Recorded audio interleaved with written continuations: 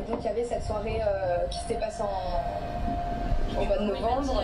Deux fois quand je me mets à pleurer, c'est qu'il y a eu un dépassement. Changé au collège, en troisième. J'ai envie de te respecter, mais en même temps je peux pas parce que t'es trop bandante. En vrai non, ça peut pas se passer, il y a ma copine à côté et tout, moi j'ai pas du tout touché là dans mon lit avec insidieusement, tu vois, genre il se colle contre moi un peu, il va par en tape. Et c'est là j'ai fondu en larmes complètement. Quand je suis hyper fatiguée, je dois encore dormir, laisse-moi dormir. On dirait comme un nuage flottant, c'est comme s'il avait explosé en orage.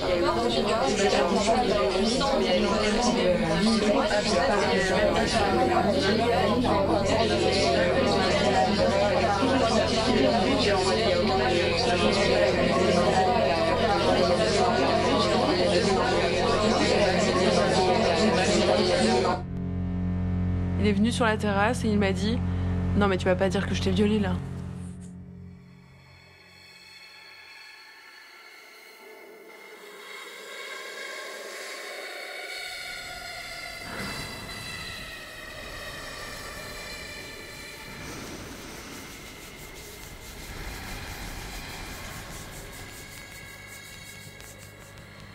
C'est arrivé 2 fois, avec 2 garçons différents. 2 fois, je dormais. 2 fois, j'ai nié.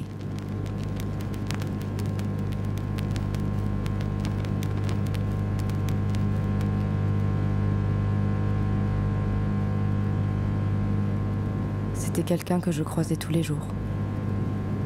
C'était le bon ami d'un bon ami à moi. Je venais d'avoir 14 ans. J'allais avoir 20 ans.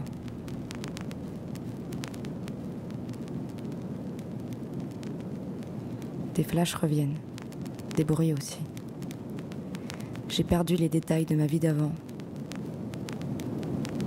mais j'ai enregistré chacun de leurs gestes dans ma mémoire.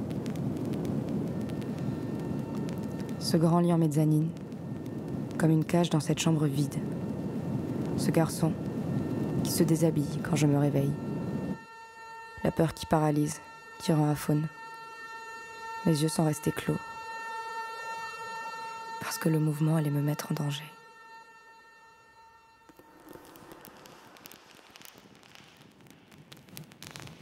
Nous étions tous endormis dans la même pièce. Cet ami d'amis que je venais de rencontrer est venu se coucher à côté de moi. Je dormais déjà à point fermé. Quand je me suis réveillée, j'ai su qu'il s'était passé quelque chose. Je ne comprenais pas pourquoi j'avais mal à mon réveil, mal à cet endroit-là. Je ne voulais pas voir ce que mon corps me disait. Je me suis souvenue de son corps collé au mien, de ma main qui le pousse, de ma bouche qui dit non, du sommeil moite des nuits enivrées et de cette peau qui me colle encore plus. Je me suis dit, cette nuit n'a jamais existé. Elle ne peut pas avoir existé. Parce que les potes de potes, ça fait pas ça. Alors j'ai fait comme si de rien n'était. Et je suis partie me lever. Je n'ai rien dit quand une fille est entrée dans la chambre pour me demander si j'étais là. Je n'ai rien dit quand il a répondu « Elle dort ». En moi, je me répétais « Bouge pas, ça va aller ». Avant, je dansais. Mais danser, c'était continuer à voir ce garçon que je croisais tous les jours. Danser, c'était ne pas sortir de cette mezzanine. Alors je suis partie et j'ai arrêté de danser. J'ai fui.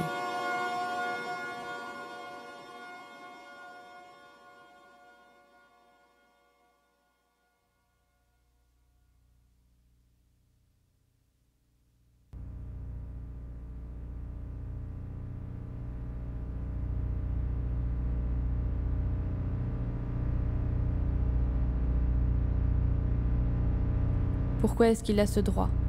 Me toucher sans demander la permission, comme si j'étais quelque chose d'acquis, dans la poche, à lui. Qu'est-ce qui fait que ça ne lui pose aucun problème ? Pourquoi il a décidé que c'était possible et a décidé que j'étais ok avec ça ? Pourquoi il n'écoute pas quand je lui parle ? Pourquoi je ne peux plus rien faire ?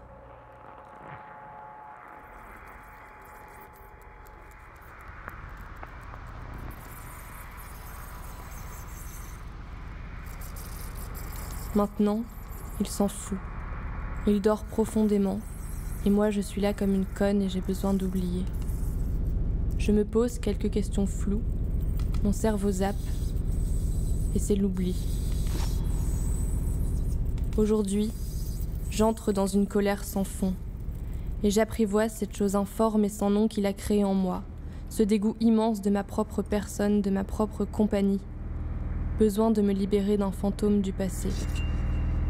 Le sexe, compliqué et souvent rebutant, que je dois apprendre à connaître sans l'ombre de l'événement planant sur ma vie comme un vautour.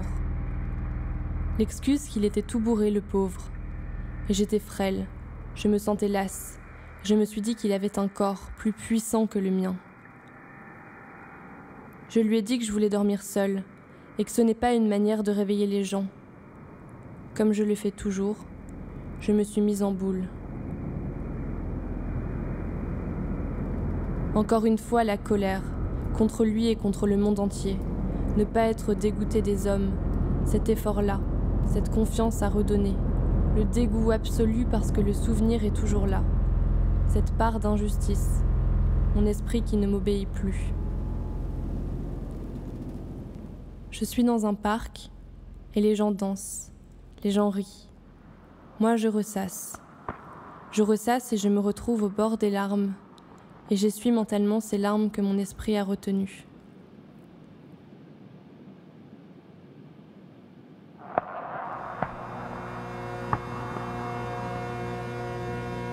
Mais maintenant, il n'est plus question de ça, parce que je vais me reprendre. Je vais retrouver ma respiration longue et posée et mon corps que j'ai perdu quelque part en chemin.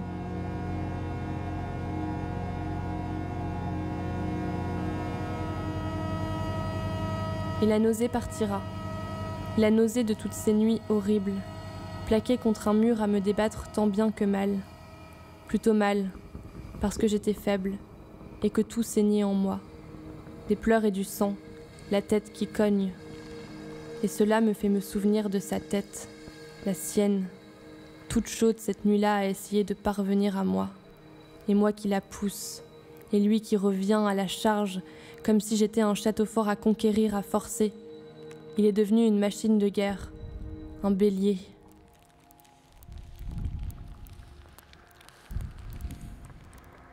Et je replace ma culotte avec de petits frissons de dégoût.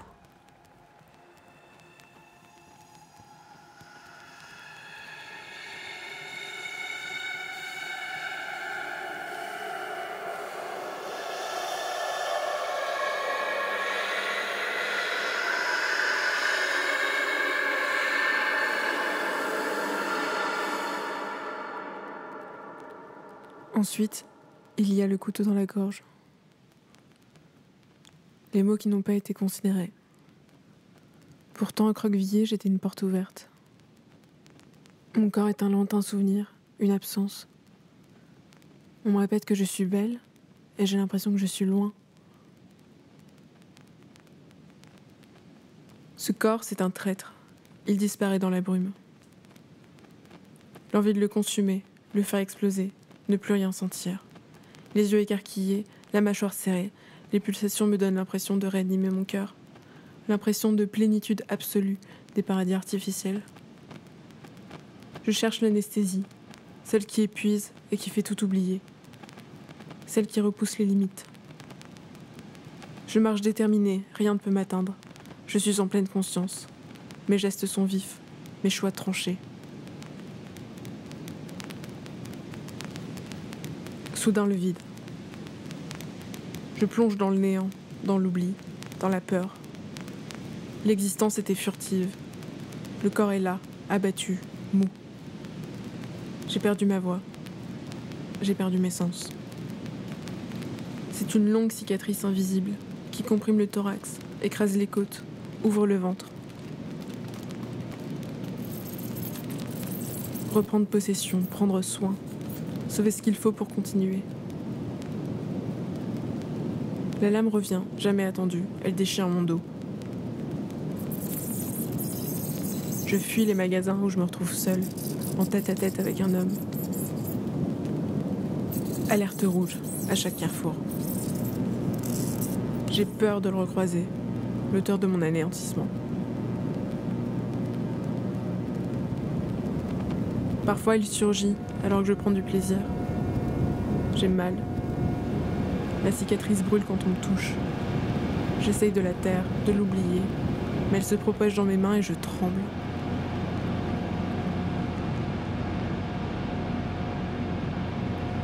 Plus rien ne peut entrer sans me faire mal. La porte s'est fermée. Il est trop tard.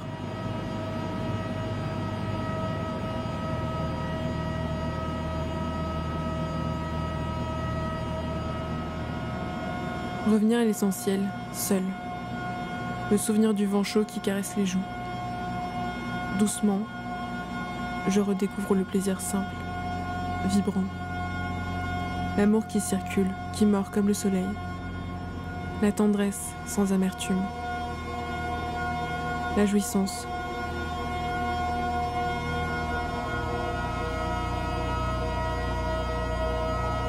Plus survivre, vivre.